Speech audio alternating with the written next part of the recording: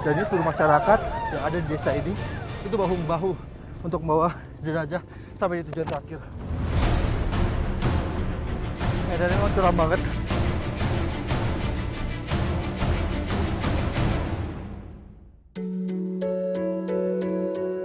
Dusun Sangsaluan posisinya ada di paling ujung dari Kabupaten Pinrang, berbatasan langsung dengan Kabupaten Tanah Toraja. Dusun Sangsaluan menjadi tempat bermukim sekitar 180 kepala keluarga yang mayoritas berprofesi sebagai petani. Tola adalah warga asli kelahiran Dusun Sangsaluan. Ia sudah sejak 60 tahun silam menetap di sini. Sehari-harinya, Tola bekerja di ladang, yang lokasinya di daerah perbukitan tak jauh dari rumah. Tola ternyata bermaksud memanen singkong, sumber karbohidrat yang sangat berguna pengganti nasi. Penanamannya pun mudah dan tak memerlukan perawatan khusus. 8 bulan sejak ditanam, singkong sudah bisa dipanen. Tapi jika ingin umbi singkongnya lebih besar, para petani sengaja membiarkannya selama 1 tahun, barulah singkong dipanen. Ini besar-besar seperti ini sudah berapa lama ditanamnya, Pak? Sudah mungkin ada 2 tahun. Sudah 2 tahun? Iya. Oh, besar-besar sekali ya. Tak ada alat khusus yang digunakan Tola dan istrinya ketika memanen singkong. Hanya peralatan sederhana berupa kayu dan golok untuk menggali singkong yang terkubur di tanah. Berapa tuh, Pak? Makan di tikus. Usai umbinya dipanen, batang singkongnya tidak dibuang. Tola memotong-potongnya sesuai ukuran yang dikehendaki. Lalu ditancapkan kembali ke tanah. Tanaman singkong pun akan tumbuh kembali. Kenapa ditanamnya miring seperti itu, Pak? Tidak bisa ya anu kalau dikasih berdiri. Kenapa? Tidak bisa keluar akarnya. Oh, Kan di sini bisa juga keluar akar di sini jadi kasih begini. oh, tanamnya harus miring ya? Iya. Dirasa singkong yang dipanen sudah mencukupi, kami pun memutuskan untuk kembali ke rumah. Perjalanan tak menjadi lebih mudah, karena kali ini kami menempuh jalur yang sama, namun dengan beban tambahan. Tola dan sang istri nampak sudah terbiasa, tapi tidak untuk saya. Setibanya di rumah, Tola dan istrinya disambut hangat oleh keluarganya yang sedang bekerja. Bagaimana tidak, kedatangan Tola memang ditunggu-tunggu karena singkong yang dipanen Tola adalah menu makan siang mereka. Singkong memang menjadi makanan pengganti nasi di Dusun Sangsaluan, khususnya bagi mereka yang taraf ekonominya masih kesulitan. Apalagi beras memang tak mudah didapat. Sebelum dikonsumsi, singkong dibersihkan dan dipotong-potong agar mudah dimasak. Untuk makanan tambahan, saya membantu Tola memipil jagung dari tongkolnya. Ya, jagung termasuk komoditas yang banyak ditanam di Sangsaluan. Tidak seperti singkong, jagung lebih tahan lama disimpan, jadi lebih praktis dan mudah mengolahnya. Bulir-bulir jagung yang sudah terlepas dari tongkolnya lalu ditumbuk menggunakan alu untuk menghilangkan kulit luarnya.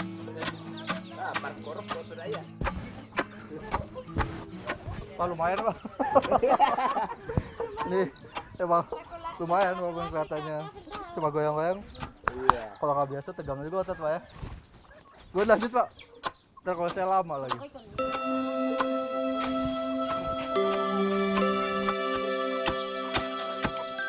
Bulir-bulir jagung yang sudah selesai ditumbuk lalu dibersihkan dari kotorannya.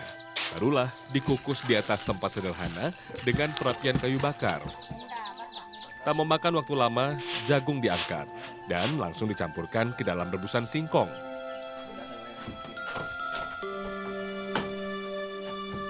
Akhirnya, perut yang lapar sedari tadi mendapat jatahnya. Rebusan singkong dan jagung yang disebut nasi kodong kini siap dimakan. Meski sederhana, kalau sedang lapar, dijamin nikmat.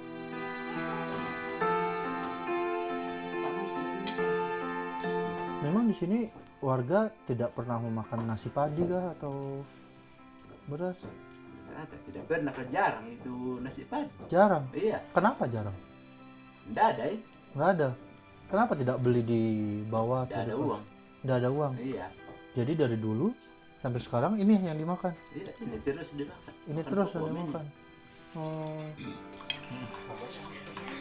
Miris memang, di tengah status wilayah Kabupaten Pinrang yang menjadi lumbung padi Sulawesi Selatan, nyatanya masih ada penduduk yang belum bisa menikmatinya. Mereka justru sangat bergantung dengan singkong dan jagung.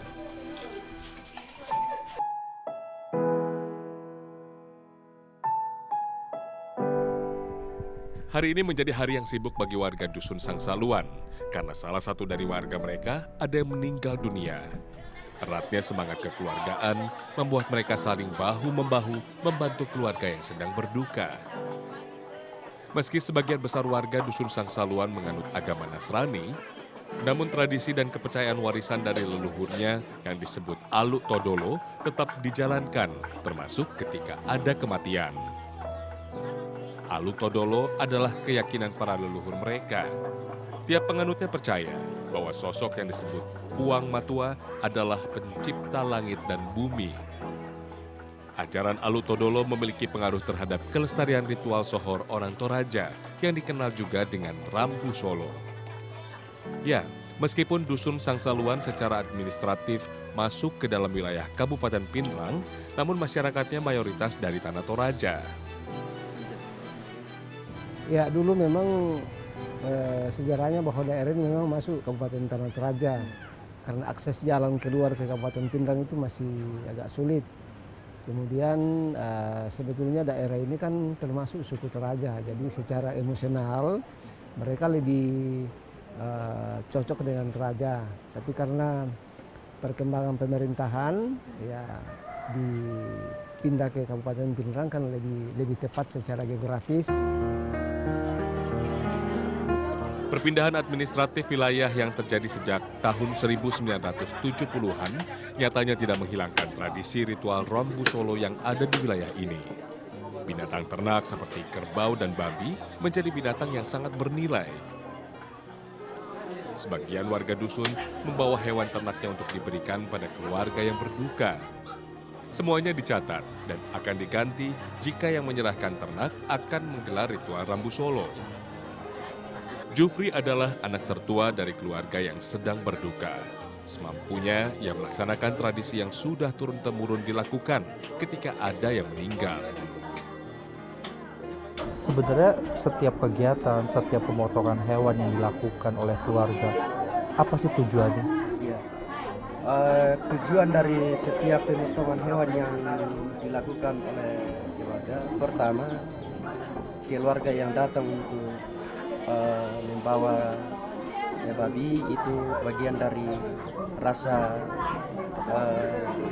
belasungkawa, rasa berbagi duka cita untuk bersama-sama. Kemudian tujuan dari pemotongan babi untuk mempermudah arwah dari almarhum untuk sampai di sisi sang.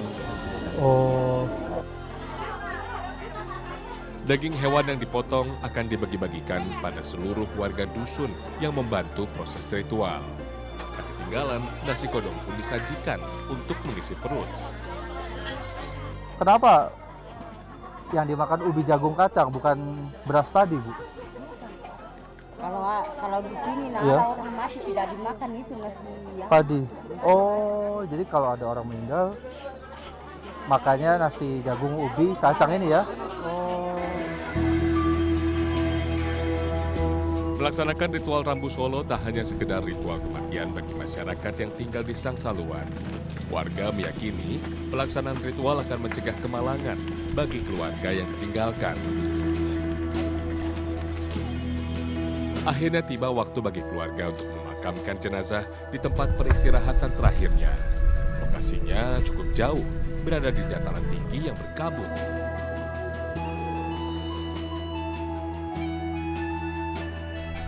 Sayang, buruknya akses jalan membuat tak ada kendaraan yang dapat digunakan warga untuk membawa peti mati ke pemakaman. Terpaksa, warga harus bergotong royong membawa jenazah. Sementara kendaraan beroda 2 digunakan pengantar membawa keluarga yang berduka. Tidak mudah membawa peti jenazah menuju tempat pemakaman, apalagi kontur jalan yang menanjak. tidak rata. Secara bergantian, warga membantu mengangkat peti jenazah yang beratnya mencapai 100 kg lebih. Sebisa mungkin jangan sampai berhenti, harus terus bergerak agar tak membuang tenaga.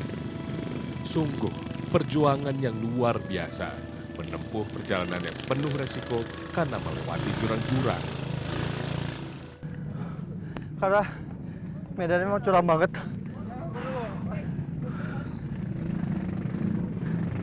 Karena mengejar waktu, jadi pada pengolah setelah bergantian bawa petinya.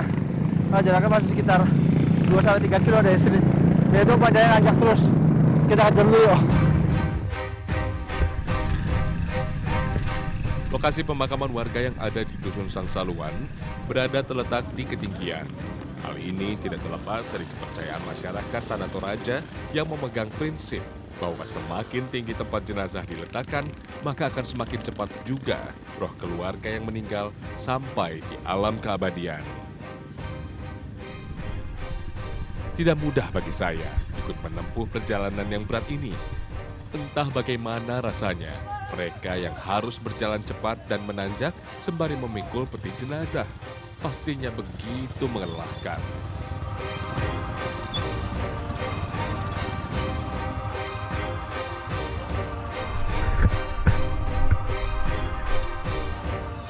Ini karena memang medannya sangat terjal, jadi mau nggak mau itu satu-satunya cara untuk bawa ke tujuan terakhir adalah dengan saya ditandu.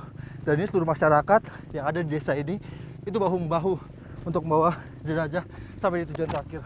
Ini kurang lebih masih ada 2 kilo perjalanan kita untuk sampai di tujuan.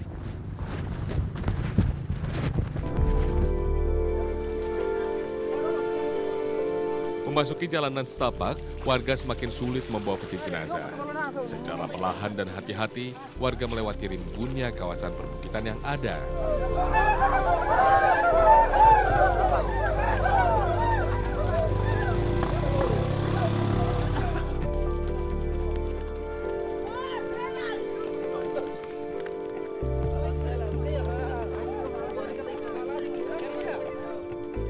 Akhirnya, setelah berjalan selama 30 menit, kami pun tiba di areal permakaman.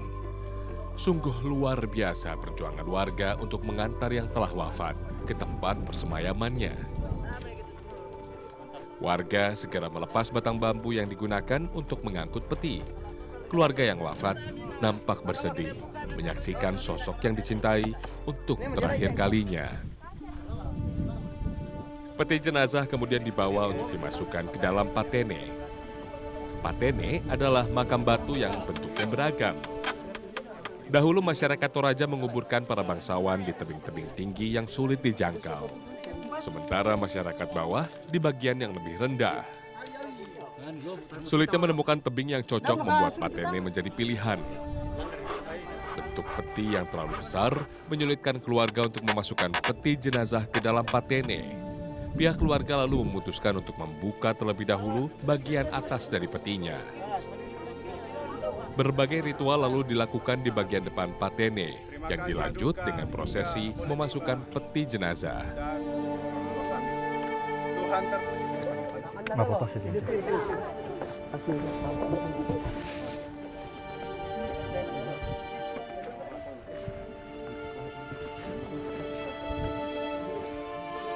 73 tahun Republik Indonesia sudah merdeka. Namun kenyataannya warga yang tinggal di desa ini sejak mereka lahir hingga tutup usia, mereka masih belum merasakan apa arti pembangunan infrastruktur yang sesungguhnya. Biasanya ada waktu-waktu tertentu yang diyakini warga sebagai waktu terbaik untuk mengantarkan jenazah ke tempat peristirahatan terakhirnya. Apa yang menjadi alasan akhirnya pukul 2 siang ini yang menjadi waktu untuk kita mengantarkan almarhum ke tempat terakhir? Ya, sebenarnya menurut kebiasaan orang di tempat ini, bahkan seluruh Toraja, ada dua pihak belah antara Rambu Tuka dan Rambu Solo. Betul. Jadi ketika ada orang mati, berarti pas Solo nalok, maksudnya sudah menurun matahari sudah antara jam 1 sampai jam ke bawahnya itu. Oh Begitu. gitu.